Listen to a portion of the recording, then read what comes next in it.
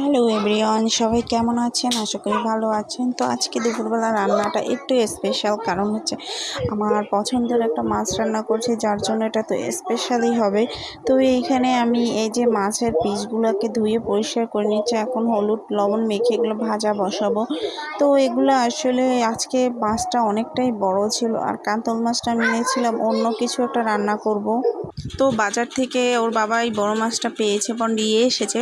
আর আমার বড় ছেলে এমনিতেই তো মাছ খেতে চায় না, তারপরেও চিন্তা করলাম মাছ ওর জন্য রান্না করি, কারণ মাছ তো খেতেই হবে, জোর জবরদস্তি করে হলেও খাওয়াবো। তো এখানে সব মাছগুলো আমার ফ্রাই প্যানে দিয়ে দিয়েছে, যেহেতু ফ্রাই প্যানটা একটু বড় ছিল, মাছ যে কয় পিস নিয়েছিলাম সবগুলোই আমি ফ্রাই প্যানে দিয়ে দিয়েছি। এখন এক এক করে সবগুলো উল্টিয়ে নিচ্ছি।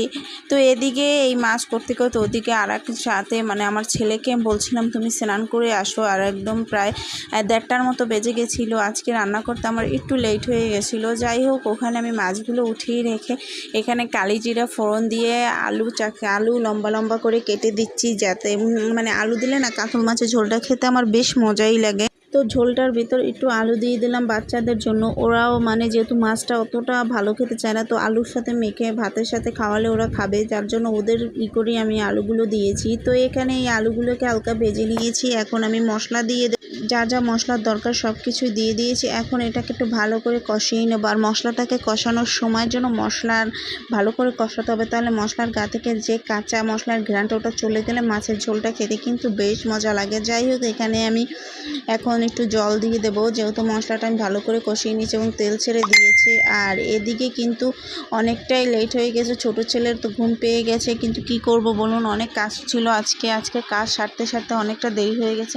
যাই হোক, এখন আমি মাছগুলো সব ছেড়ে দিচ্ছি। এই যে ভাজা করে একদম কড়কড়া ভাজা করে নিয়েছিলাম, যেহেতু বড় মাছ ছিল, একটু কড়কড়া ভাজা করে নিয়ে রান্না করলে বেশ খেতে মজা লাগে। তো এখানে এটা দিয়ে দেওয়ার পর এই যে মাছগুলো দিয়ে দিয়েছি।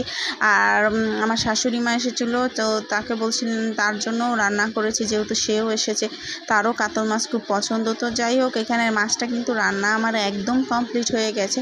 এখন দারচিনি এলাচির গুঁড়োটা দিয়ে আমি মাছটাকে নামিয়ে নেব। তো এই মাছের ঝোলে কিন্তু একটু ধনেপাতা দিলে বেশ মজা হতো। তো বাজারে গিয়েছিলাম, কোথাও ধনেপাতা পাইনি। যাই হোক, কিছু করার তো নেই। তো এখানে এই যে মাছের ঝোলে এখন আমি দারচিনি এলাচি গুঁড়োটা দিয়ে দিয়েছি। আর আমি সবসময় দারচিনির এলাচির গুঁড়োটাই চেষ্টা করি দেওয়ার জন্য। একটু এলাচির গুঁড়োটা দিলে না, দারচিনি এলাচির গুঁড়ো দিয়ে না একটা অন্যরকম ফ্লেভার আসে, ঝোল থেকে খুব সুন্দর একটা ঘ্রাণ আসে, আমার খুব ভালো লাগে। জানি না কার কীরকম লাগে। তো এদিকে আমার মাছ রান্না কিন্তু একদম কমপ্লিট হয়ে গেছে। এখন মাছটাকে আমি নামিয়ে নেব। তো যেহেতু ফ্রাই প্যানটা অনেকটা বড়ই ছিল, যার জন্য ওভাবে ঢালতে না পেরে আমি চামচ দিয়ে উঠাচ্ছি।